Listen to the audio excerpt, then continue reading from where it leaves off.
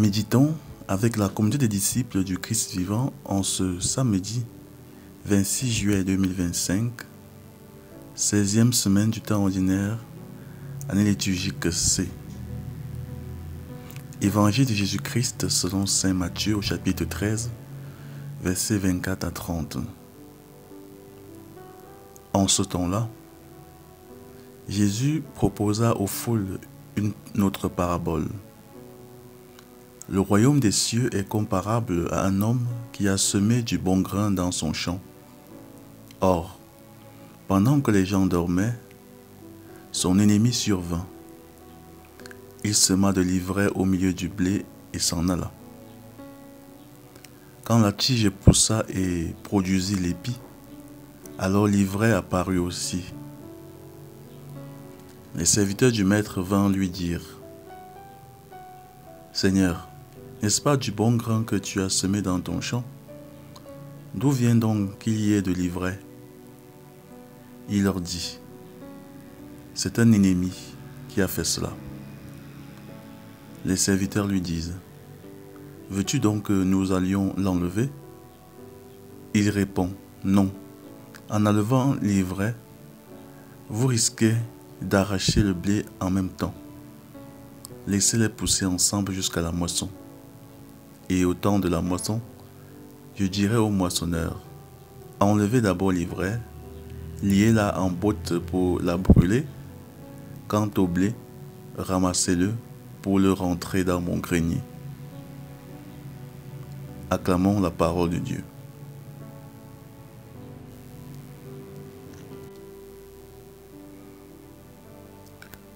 Méditation. Bien-aimés dans le Seigneur, que Dieu soit loué en tout temps. En ce samedi de la 16e semaine du temps ordinaire, année liturgique C, la parabole du bon grain et de l'ivraie vient nous toucher en plein cœur.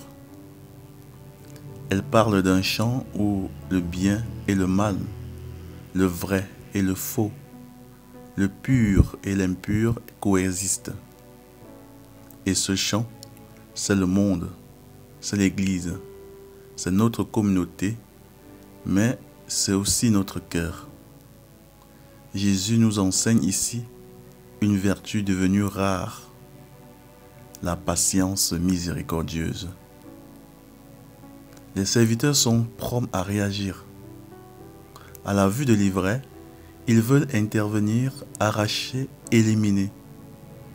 Leur réflexe est humain. Quand quelque chose semble impur ou déviant, on veut vite le corriger ou l'écarter. Mais la réponse du maître est déconcertante. Non, laissez-les pousser ensemble jusqu'à la moisson. Dieu nous invite ici à freiner notre élan de jugement rapide. Pourquoi? Parce que nous ne voyons pas tout. Nous ne savons pas toujours faire la différence entre ce qui est définitivement mauvais et ce qui peut encore être sauvé. Ce que nous étiquetons comme l'ivraie peut être un blé qui n'a pas encore éclos ou un cœur en chantier. En voulant arracher l'ivraie, on peut déraciner le bon blé. En d'autres termes, nos paroles dures, nos exclusions hâtives, nos étiquettes posées sur les autres peuvent blesser des personnes en croissance, encore fragiles, mais porteuses de vie. Combien de jeunes, de nouveaux convertis, de personnes en recherche ont été éteints à cause d'un regard trop sévère, d'un rejet trop rapide. Jésus nous invite à la bienveillance active, à cette capacité de laisser une place à la lente croissance du bien. Le jugement appartient à Dieu, pas à nous. Ce que nous appelons ivraie aujourd'hui peut devenir demain une belle tige de blé. Dieu croit à la puissance de la grâce. Il ne juge pas sur l'instant, il accompagne la transformation. Sa justice n'est pas celle du couperet, mais celle du temps, de l'attente, du discernement. Il est le seul à connaître le fond du cœur. Nous, Nous sommes appelés à semer, à espérer, à aimer. Prions. Seigneur notre Dieu, toi qui scrutes les cœurs et sondes les reins, tu connais nos faiblesses et nos jugements précipités. Tu vois combien nous avons vite fait de cataloguer, d'écarter, de condamner. Donne-nous ton regard de patience, ta tendresse envers ceux qui sont encore en chemin. Aide-nous à ne pas juger trop vite, à ne pas exclure trop tôt, à ne pas enfermer les autres dans des étiquettes. Par ton Fils Jésus-Christ, donne-nous la sagesse du Semeur et la miséricorde du Père. Amen. Intercession.